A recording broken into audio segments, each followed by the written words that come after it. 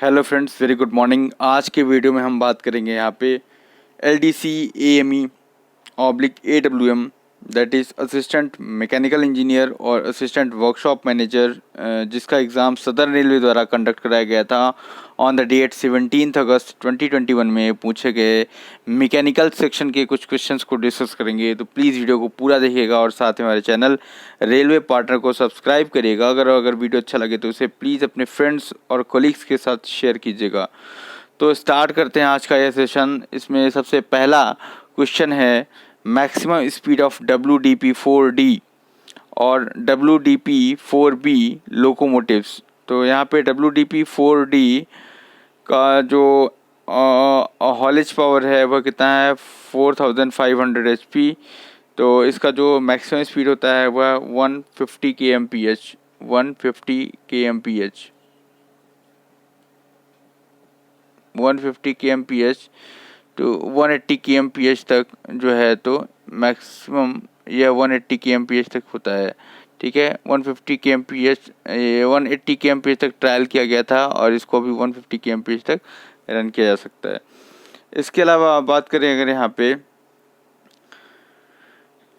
1400 HP DEMU Cummins engine has how many cylinders? Option A 6, option B 12, option C 16, option D is none. तो इसका answer आप comment box में comment करके बताएं कि जो 1400 HP डेमो क्यूमिंस होता है उसमें कितने सिलेंडर्स होते हैं? 6 होते हैं, 12 होते हैं, 16 होते हैं, नन। ठीक है, ये क्वेश्चंस मैं आपके लिए छोड़ रहा हूँ यहाँ पे। नेक्स्ट क्वेश्चन है यहाँ पे इन DRDO designed bio toilet faecal matters decomposed by. तो DRDO ने जो बायो टॉयलेट बनाया है जो फेकल मैटर्स डिकम्पोज करता है वो कौन करता है? एनएरोबिक बैक्टीरिया करता है। कौन करता है? Anaerobic bacteria. ठीक है, इस एनएरोबिक बैक्टीरिया का नाम भी जो है तो आप कमेंट बॉक्स में कमेंट करके बताएं। DRDO द्वारा डिज़ाइन बायो टॉयलेट का जो फेकल मैटर होता है उसको डिकम्पोज कौन करता है? एनएरोबिक बैक्टीरिया के द्वारा किया जाता है। ठीक है, तो इस बैक्टीरिया का नाम क्या है? ठीक है, इसके बारे में ज़रूर बताएं। और साथ में इंडिया की ऐसी कौन सी फर्स्ट ट्रेन है जिसमें यह बायो टॉयलेट को इम्प्लीमेंट किया गया फर्स्ट टाइम? इसका भी आंसर आप कमेंट बॉक्स में कमेंट करके बताएं। ये काफ़ी फ्रिक्वेंट क्वेश्चंस एग्जाम में पूछा जाता है। नेक्स्ट क्वेश्चन है यहाँ पे allowed time in workshop for an activity. Option A normal time plus allowances, normal time minus allowances, और option C is normal time, option D is average time. तो यहाँ पे इसका आंसर होगा normal time plus allowances, normal time plus allowances. So allowed time in workshop for an activities normal time plus allowances. Next question है in CLW that is Chittaranjan locomotive works pattern of incentive scheme the ceiling limit of incentive. यहाँ पे पूछा जा रहा है ceiling limit incentive की क्या है? तो 33 एंड 1/3%, 50%, ऑप्शन सी है 75%, ऑप्शन डी है 100%। तो इसका आंसर यहाँ पे अगर बात करें तो सबसे पहले बात करें CLW pattern of incentive scheme जो है तो सबसे पहले क्योंकि इसको चितरंजन लोकोमोटिव वर्कशॉप्स में लागू किया गया था इंसेंटिव स्कीम्स को, इसलिए इसका नाम CLW पैटर्न पे रखा गया। और इसको दिसंबर 1954 में सबसे पहले जो है तो CLW में चलाया गया था, दिसंबर 1954, प्लीज़ रिमेंबर इट।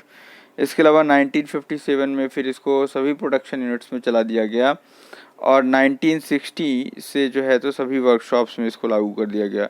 तो 54, 57 और 60 है ना, 3 ईयर्स के डिफरेंस में जो है तो इनको जो है तो आगे CLW में, फिर अदर प्रोडक्शन यूनिट्स में और फिर वर्कशॉप्स में इनको चलाया गया इंसेंटिव स्कीम्स को। और बाद में फिर इसके लिए एक तरह से अगर इसको डील करने के लिए एक डिपार्टमेंट ही बना दिया गया जिसका नाम है PCO। आपने सुना होगा आपके वर्कशॉप्स वगैरह में PCO डिपार्टमेंट होता है, दैट इज प्रोडक्शन कंट्रोल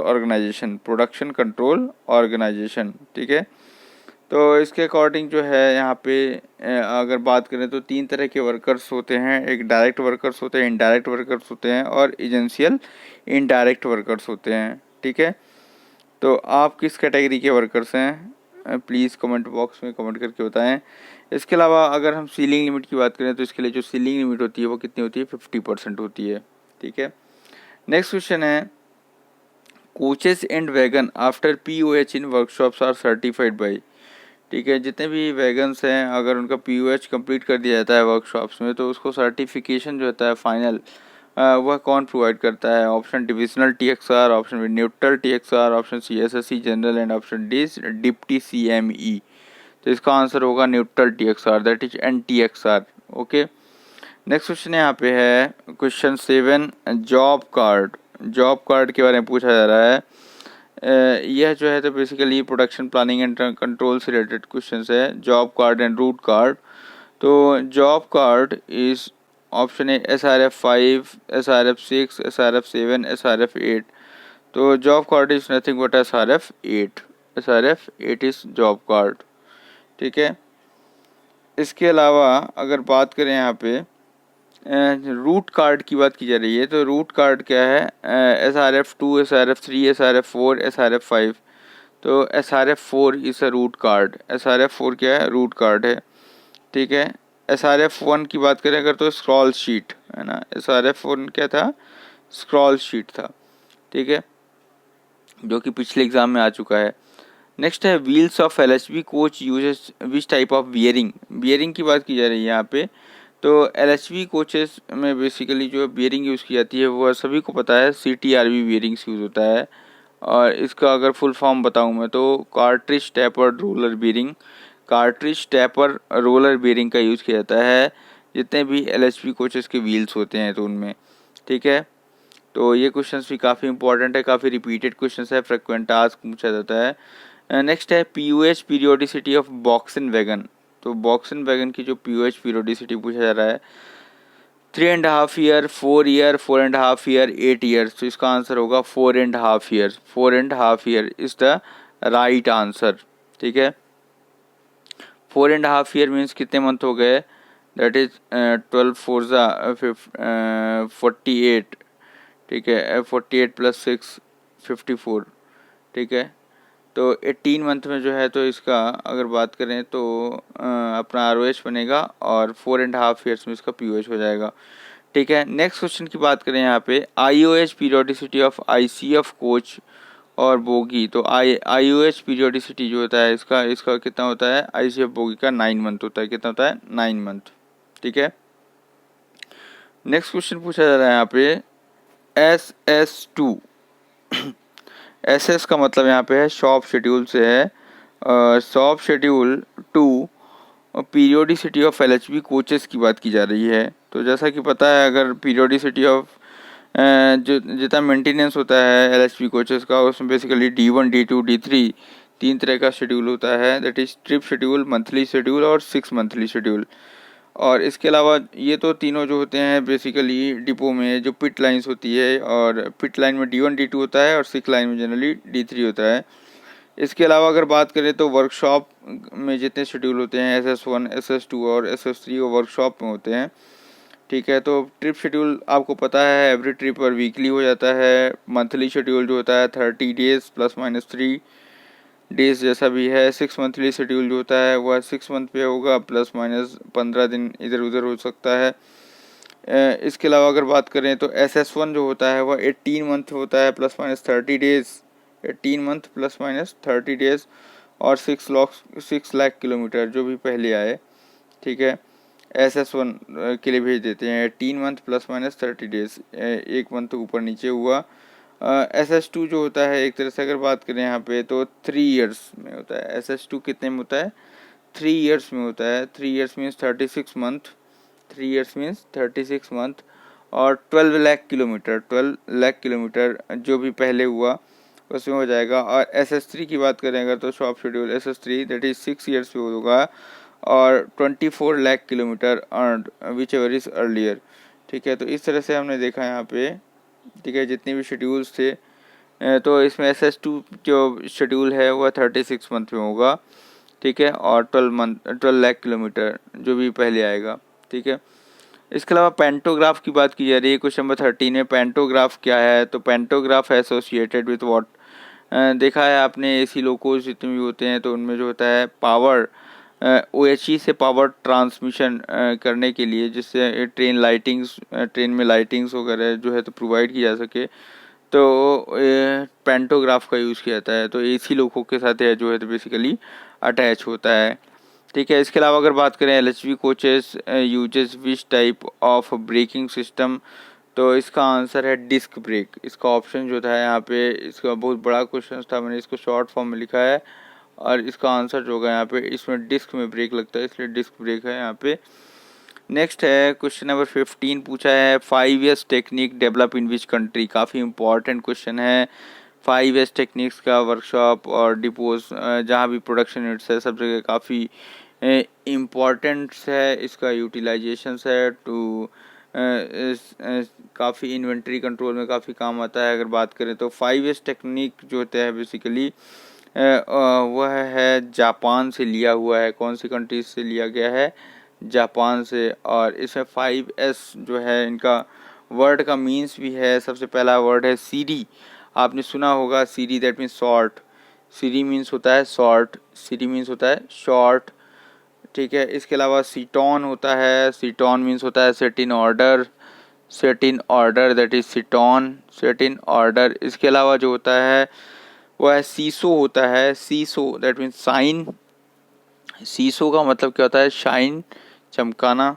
इसके अलावा जो होता है शिकेत्सु होता है। शिकेत्सु दैट मीन्स स्टैंडर्डाइज करना। और इसके अलावा अगर बात करें तो शित्सुके होता है। शित्सुके जिसका मतलब होता है sustainable. Sorry for wrong pronunciation अगर मैंने रॉन्ग प्रोनाउंसिएशन किया हो। तो सीरी, सीटॉन, सीसो, शिकेत्सु और शित्सुके जिसका मतलब होता है sort, set in order, shine, standardisation और सस्टेनेबल। ठीक है, तो इसको जो है तो जापान ने दिया है। इसके अलावा अगर बात करें क्वेश्चन नंबर 16 की, तो यहाँ पे 16 नंबर का क्वेश्चन देखें। यहाँ पे expenditure on renewables and replacements finance from. काफ़ी सिंपल सा क्वेश्चन है। रिन्यूएबल्स और रिप्लेसमेंट्स की जहाँ बात आती है, वहाँ पे हम बात करेंगे DRF की, that is depreciation reserve fund. Depreciation reserve fund. ठीक है, जहाँ पे कभी भी नया एसेट्स अगर रिक्विसाइड करने की बात आएगी तो वहाँ पे कैपिटल फंड्स आएगा। और इसके अलावा जहाँ पे हमारा जो मशीन्स है, अगर उसमें कुछ रिन्यू करना है, ठीक है, या फिर उसको रिप्लेस करना है, तो वहाँ पे बात आएगी जो वो होती है DRF की, जैसे डेप्रिसिएशन रिजर्व फंड की। इसके अलावा नेक्स्ट क्वेश्चन है प्लानेट 41 पूछा गया था, अलग से प्लानेट 42 पूछा गया था, मैंने इसको क्लब कर दिया क्वेश्चंस को। क्वेश्चन नंबर 17 की बात करें अगर, तो यहाँ पे 41 जो है तो वह MNP से रिलेटेड है। MNP that is machine and plants. और क्वेश्चन नंबर 42 प्लानेट को माइनर हेड बोलते हैं। ठीक है, तो इसका जो 42 है वह है workshop and production units, including production units. तो प्लानेट 42 है workshop and including production units, और प्लानेट 41 है MNP से रिलेटेड है। इसके अलावा 21 की बात करें तो 21 जो है तो RSP से रिलेटेड है। 17 कंप्यूटराइजेशन से है, तो प्लीज़ रिमेंबर इट। नेक्स्ट है expenditure on C&W stock under demand number. तो यहाँ पे बात की जा रही है C&W स्टॉक के लिए कौन सा डिमांड है। तो C&W के लिए बेसिकली जो होता है रिपेयर एंड मेंटेनेंस में, वह demand number 6 abstract number D का यूज़ किया जाता है, 6D, प्लीज़ रिमेंबर इट। इसके अलावा 8F जो होता है बेसिकली ऑपरेटिंग एक्सपेंसेस है on rolling stock, operating expenses on rolling stock, that is 8F होता है। इसके अलावा ऑपरेटिंग एक्सपेंसेस ऑन फ्यूल की बात करेंगे तो 10H होता है, that is operating expenses on fuel. और इसके अलावा जो 16 है वह हमारा कैपिटल डिमांड है। काफ़ी इंपॉर्टेंट है ये डिमांड, कैपिटल डिमांड। इसके अंदर RSP, MNP and works programme आते हैं। तो इस तरह से देखो हमने 15 मिनट में के अंदर जो है तो टोटल 18 to 20 क्वेश्चन इस वीडियो में डिस्कस करें। तो 1 मिनट एक वीडियो के लिए लिया है यहाँ पे। प्लीज़ वीडियो को आप चाहे तो, अगर आप ज़्यादा बोर होते हैं इन वीडियोस को देखने में, तो उसे फास्ट फॉरवर्ड मोड में भी देख सकते हैं या सुन सकते हैं। वीडियो को अपना कीमती समय देने के लिए धन्यवाद। आपका दिन शुभ हो। साथ में हमारे चैनल को सब्सक्राइब करें और वीडियो को लाइक करें, शेयर करें, कमेंट्स करें। Thanks for watching.